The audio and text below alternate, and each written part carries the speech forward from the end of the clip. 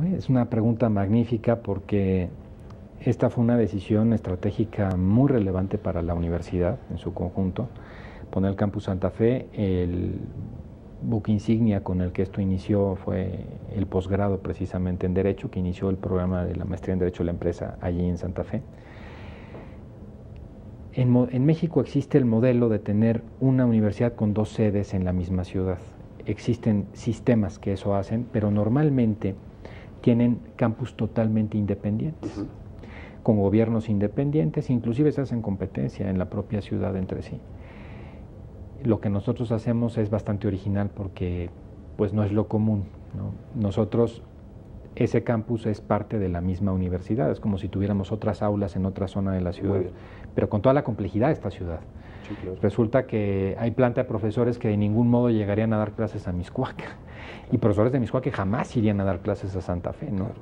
Entonces, gobernar esos dos mundos al mismo tiempo también vuelve muy compleja. Sin embargo, están integrados. La idea es que esté integrado a la misma facultad.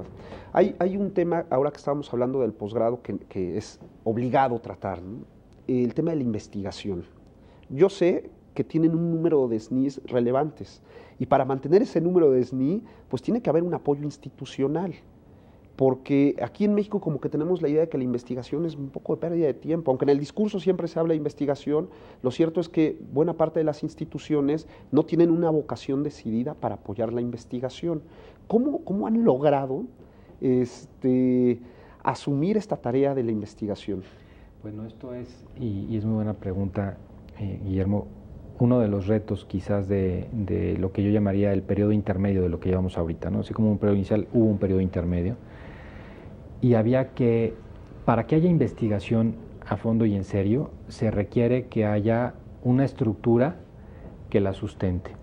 Que el investigador no realice su labor como una especie de plantita silvestre que va haciendo su trabajo por allí, mientras cumpla con sus horas docentes y con algún trabajo de carácter administrativo. Entonces, algunas de las cosas que se han hecho es precisamente fundar este Instituto Panamericano de Jurisprudencia y sobre todo poner también dentro de una especie de plan de vida y carrera de cada uno metas específicas, y una de ellas es llegar al Sistema Nacional de Investigadores. Actualmente la facultad cuenta con 16 miembros en el Sistema Nacional de Investigadores, subiendo además de nivel varios de ellos. Tenemos una meta de llegar en un plazo de 4 años a 25 miembros en el Sistema Nacional de Investigadores, que nos pone en un papel pues muy grande, es una cantidad muy grande de gente en el sistema, que además para mantenerse requieren producir mucho. Claro. Actualmente la facultad produce muchos libros al año, muchos artículos al año y cada vez con mayor énfasis. Es un tema complejo porque entiendo que el investigador no solamente hay que esperar a que se forme, sino luego ya una vez formado esperar a que no se vaya. Sí. Porque también sabemos que hay muchas instituciones en México que hacen muy poco competitiva, por ejemplo, un salario de un investigador, ¿no? Sí. Si le paga poco, pues prefiero, aunque ya esté formado y aunque sea mi vocación, pero prefiero un despacho. Sí, este es un gran reto, es un gran reto. Primero, descubrir las vocaciones académicas es un reto enorme que se tiene que tomar desde que el alumno está en la licenciatura. Una vocación académica implica también la aceptación de un modo de vida. El académico tiene grandes ventajas y grandes desventajas con relación al abogado de foro. El abogado que está en el foro tiene efectivamente normalmente ingresos más grandes, ¿no? Eso indiscutiblemente, y puede aspirar a hacer un patrimonio mayor. Pero no tiene las posibilidades de irse a un congreso, claro, de tener una vida con una mayor riqueza personal, sí, intelectual, y todo eso es una vocación, eso es un perfil. Probablemente de cada generación de 100, 120 alumnos que tengamos, 1 o 2 pueden tener ese perfil, sí, no es fácil encontrarlo, luego desarrollarlo y luego mantenerlo. Claro. Entonces, estos 16, por ejemplo, miembros del SNI, pues es un proceso que ha llevado largo tiempo, pero ¿cuántos miembros del SNI hubiéramos tenido si no hubiéramos tenido ningún fracaso? Ya tendríamos los 25. Sí, claro.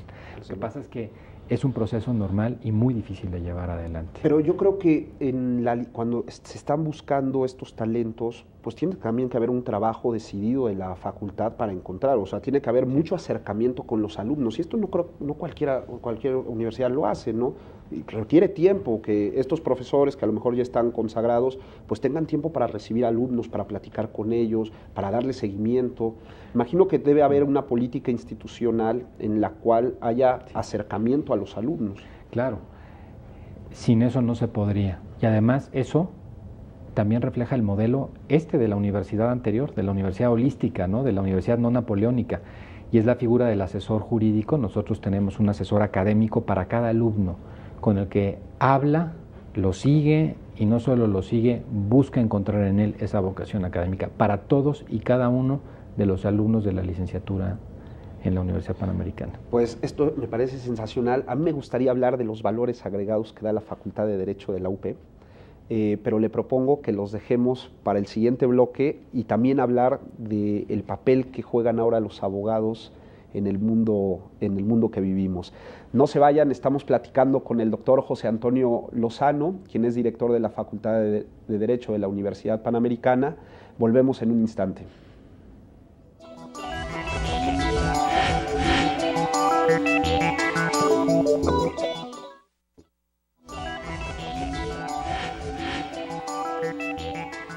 Les agradecemos mucho que sigan con nosotros. Estamos entrevistando al doctor José Antonio Lozano, quien es director de la Facultad de Derecho de la Universidad Panamericana y con el cual estamos tratando temas muy interesantes sobre el quehacer de dicha facultad. Y bueno, no puedo evadirme de hacer esta pregunta. Desde su perspectiva, ¿cuáles serían los principales valores agregados para un estudiante de la facultad o para alguien que quisiera estudiar la Escuela de Derecho, la Facultad de Derecho de la UP? ¿Qué le diría que son los valores agregados que le daría la facultad? Cuando platicábamos hace un rato sobre el plan de estudios y decíamos que de la licenciatura habíamos puesto qué tipo de abogado pretendemos formar para insertar en la sociedad, terminamos definiendo un modelo largo y sustentado epistemológica y antropológicamente, el humanismo jurídico. En pocas palabras y para que se entienda de manera sencilla, es un modelo que se sustenta en dos grandes bases. Una gran habilidad técnica de la que ya hablábamos en los segmentos anteriores, una habilidad que permite la resolución de problemas, y una entidad, vamos a llamarla ética, que le permite entender esos problemas desde una perspectiva adecuada, que le permite resolver y ser fiable, ser confiable. Esos dos en conjunto, y justamente uno dependiendo del otro. Uno, cualquiera de los dos sin el otro, no hace buen abogado. Ahora, este tema ético ha cobrado una capital importancia en los últimos años y de alguna manera cuando hablamos de la Universidad Panamericana siempre hablamos o tenemos en la cabeza este tema ético, ¿no? ¿Cómo se puede enseñar el tema ético? El tema ético se enseña a través del ejemplo. Bueno, no es una simple clase. No. Eso sería muy simplista y ridículo, ¿no? Pero a través del ejemplo. A través de la comunidad. Por ejemplo, nosotros en la facultad cuidamos mucho que de algún modo el profesor no solamente sea un transmisor de conocimientos y de ideas, sino también de modos de vida. El profesor, el abogado adecuado, esa figura que teníamos antes, muy simbólica del caballero, ¿no? Aquellos abogados que recordamos en México y que todo mundo cuando escucha sus nombres nos generan un respeto generalizado, etcétera, etcétera. ¿Cómo podemos tener ese tipo de profesores que estén en el aula y que sean un ejemplo a seguir? Porque a veces el ejemplo enseña mucho más. Hay estudios de la Universidad de Stanford que dicen que el alumno aprende más del 80% fuera del aula. ¿A través de qué? De la convivencia con sus compañeros, con los profesores y de lo que ve. Aprende más un alumno durante el primer año de la carrera de ver un profesor que se comporta adecuadamente, que tiene el valor del servicio a los demás, que además es una persona que se da a respetar, que no aceptaría de ningún modo poner sus valores antes que los de su cliente y sus intereses personales, egoístas por decirlo de algún modo.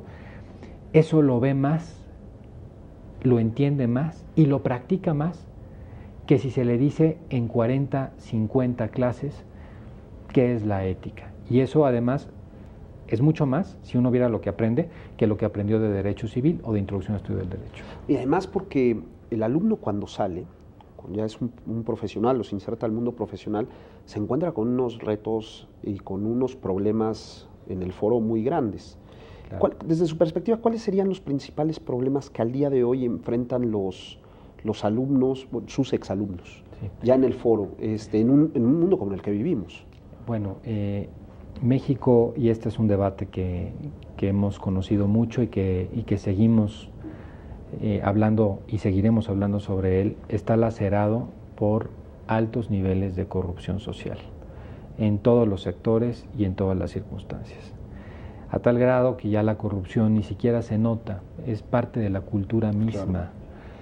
Claro. Esa manera de enfrentar un mundo corrupto con reglas muy establecidas, basadas en la corrupción, pues es un reto enorme mantenerse sin rozarlo, mantenerse y ser un buen abogado sin estar afectado por ello. Es un gran reto, porque además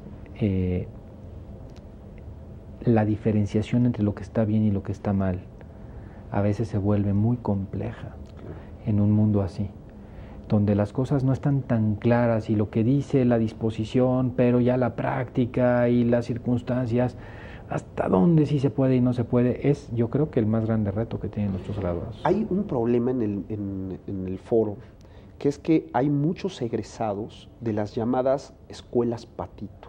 Ha habido una proliferación de estas escuelas de derecho de muy baja calidad, hay otras muy buenas, pero hay muchas de muy baja calidad que están egresando a gente con pocos valores, con poco conocimiento. ¿Por qué ha pasado esto? ¿Cuáles serían, desde su perspectiva como director de una facultad de Derecho, cuáles serían las causas por las que ha ocurrido esto?